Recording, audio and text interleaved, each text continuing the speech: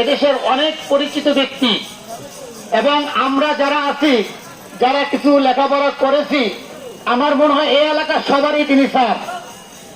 তার জন্য আমরা মন খুলে দোয়া করব, আল্লাহ তাআলা যেন তাকে জান্নাতের মেহমান বানিয়ে দেন। আল্লাহ তাআলা যেন তার কবর আযাব কিয়ামত পর্যন্ত বন্ধ করে দেন। আল্লাহ যেন তার পরিবারকে কবুল করে নেন। আল্লাহ যেন তার পরিবারের মধ্যে কোরআনের ভয়, কোরআনের নূর তৈরি করে দেয়। তারা যেন কোরআন এবং হাদিসের ধারক বাহক হতে পারে, সেই ব্যবস্থা আল্লাহ তাআলা করে দেন। সম্মানিত উপস্থিতি, আমরা বেশি বেশি দোয়া করব, কেননা আমাদের প্রত্যেকেরই পরিবার আছে। অনেকের বাবা মা চলে গেছে আল্লাহর জিম্মায়, আবার অনেকের বৃদ্ধ বাবা মা আছে।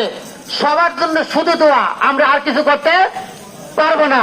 আমাদের ছেলে সন্তানরা আছে, তাদের জন্য আমরা চেষ্টা করি যে আমার ছেলেটা ভালো হোক, আমার ছেলেটা লেখাপড়া করুক, আমার ছেলেটা মানুষের মতো মানুষ হোক। কিন্তু তার সাথে সাথে বাবা এবং মা দোয়া করতে হবে। এবং আল্লাহ তাআলা দোয়া শিখিয়ে দিয়েছেন, কি দোয়া?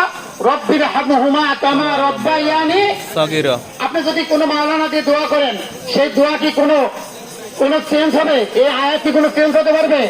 আল্লাহ বলছে রব্বির হামহুমা কামা রব্বা, হে প্রতিপালক আপনারা দুজনকে কে, পিতা এবং মাতা এবং পিতা, তাদের দুজনকে আপনি মাফ করেন, ইরহাম করেন, রহম করেন, করুণা করেন। কিভাবে? যারা এই দুজনে আমাকে যখন ছোট্ট অবস্থায় পেয়েছে, কতটুকু একেবারে ছোট্ট, তখন আমাকে যেভাবে লালন পালন করেছে তাদেরকে করুন এভাবেই। আবার আল্লাহ বলছে ওয়াকফিদ লাহুমা জানাহাদ দুল্লি মিনার রাহমা, এবং হে আল্লাহ তুমি তাদের দুজনকে রহমতের চাদর ডানা দিয়ে, পাখা দিয়ে এভাবে আঁকড়িয়ে ধরো, যেভাবে আঁকড়িয়ে ধরলে তারা সমস্ত বিপদ আপদ থেকে মুক্ত থাকবেন। আল্লাহু আকবার। সম্মানিত উপস্থিতি, এই রমজান আমাদের থেকে গত হয়ে যাচ্ছে, আর মাত্র 3টা দিন হয়তোবা আমরা পাবো। কিন্তু একটু খেয়াল করছেন কি, এই রমজানের পূর্বে আমরা যেরকম ছিলাম, এখন কি আমরা তাই আছি না আমরা পরিবর্তন হয়েছি?